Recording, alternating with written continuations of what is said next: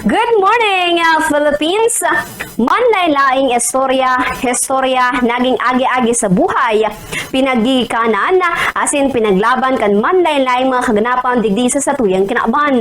Yan, ang satuyang sarabay na aramon, tunghayan, asin hinanyugon digdi sa satuyang segment na Bamboo Featured Story.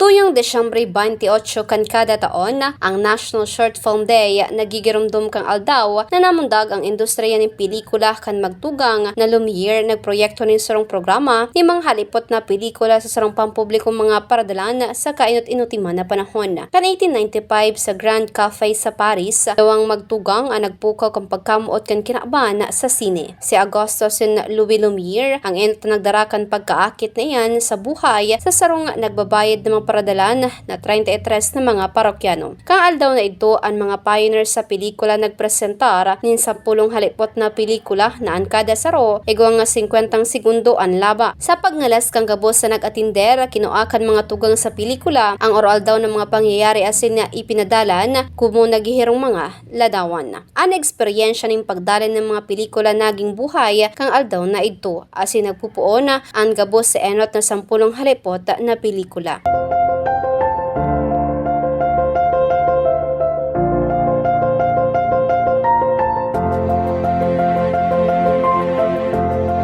Ngunyan, ang mga halipot na pelikula igwaning man lain-lain na genre, lawig asin na estilo. Tinataw-an manindaning kaugmahan na ang publiko sa paagi kang animasyon, pantasya, komedya asin na drama. Iniman nagpapaaram asin nagtutukdo sa to sa paagi ng mga dokumentaryong tema na nagtataon ng mga nagahayag na punto de vista sa mga istoryang totoong buhay kan saro man na individual. Tuyong Desyembre 28 ang mga tao sa bilog na Estados Unidos nagliliwanag sa enerhiya ng pagmukna asin na kapangyarihan sa pag-istorya ka mga halipot na pelikula. Ang National Short Film Day sarong selebrasyon para sa mga mahilig sa pelikula, mga kabugna asin sa isayman na nagbubusol kung paano perang minuto ng sinehan makakapukaw ng darakulang emosyon na sina ideya. Inisarong aldaw tangaring ma-press play sa mga bagong pananaw, magkampiyon ng mga independenteng boses asin madiskubrer ng mga istorya na tibaad daiman na nahihiling.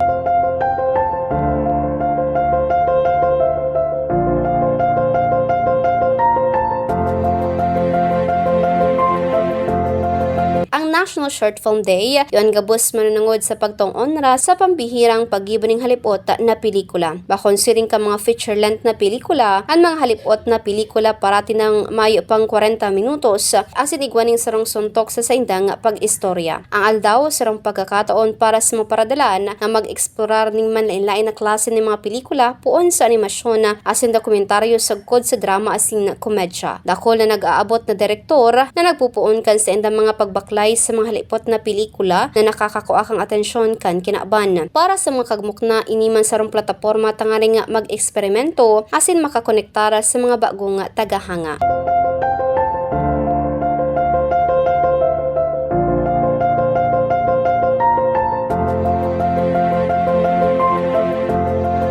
Ang National Short Film Day nangyayari taon-taon tuyong Desyembre 28. Ang petsa sarong pag-uyon sa anibersaryo kang pinakeenot na pampublikong pagpapasalin ng pelikula sa Paris kan 1895. Sa aldaw na ini, ang mga festival ng pelikula, mga plataporma ng streaming, asin mga lokal na sinehan na parating nagtatampok ng mga espesyal na programa ng halipot na pelikula. Ang mga tao pa pwedeng mag-ayon sa paagi ng pag-atindira sa mga screening, pag-host ng mga viewing party sa harong o paghiraskan sa mga paboritong shorts online. Ang mga halipot na pelikula nagbubukas ng mga pintuan para sa mga bagong boses asin mga kulang na representasyon na pananaw. Tinatawanin daning paagi ang mga paragibon ng pelikula na mag-eksperimento asin mag-istorya ng mga eksperyensya na tibaday ng gad magkakanigo sa sarong blockbuster sa Hollywood.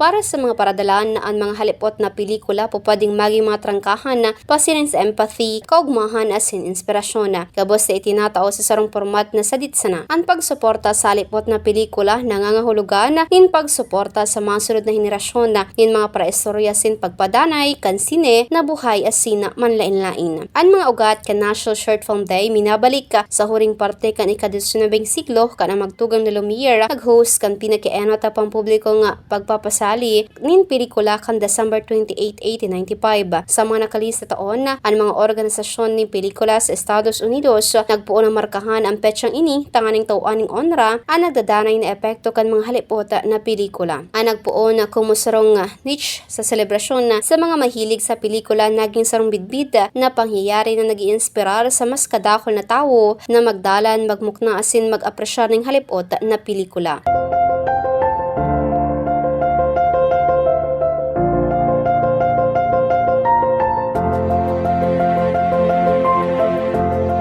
Mantangan publiko parating naging sanay na magdala ng sarong pelikula sa sarong sinihan na minaabot ng sarong oras o duwa. Ang mga halipot na pelikula nagtutumang sa mga linalauman asin nagdadaring gabos na klase ng pambihirang mga oportunidad na di kayo makipagkompetensya kan mga tampok na pelikula. Parati na mas motivated sa arte ang mga halipot na pelikula, iba mas nakakaakit sa mga nagdadala na asin parati nindang pigistorya anasambitan ng eksperyensya kan saruman na individual. Ang National Short Film Day pigtugdas perang taon naman ang nakakalihis kan 2019 sa paagi kan mga paglalapigot kan sarong organisasyon na inapod na film movement. Ang pangyayari na kaschedule na iselebrar sa aldaw na ini, kulita ini ang anibersaryo kan pagkamundag kan industriya ni na pelikula. Ini ang aldaw na ang magtugang na Lumiere dawang paragibon ni nga pelikula na Pranses. Eno ta nagsingin ng entrada para sa publiko tanganing mahining ang 10 halipot nindang pelikula.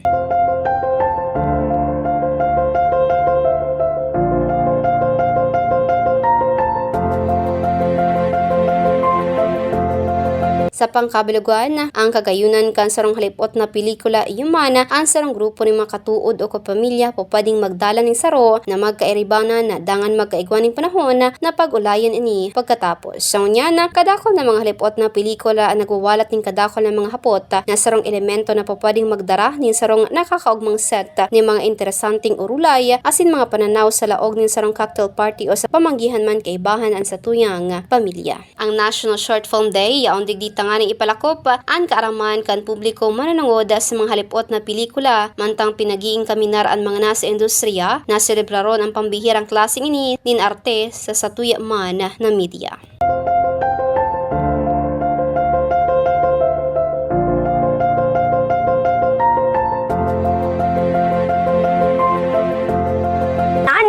Sa tuyang pagsaringoy sa ginikanan sa satuyang pigsisirebra na kaganapan niya na adaw.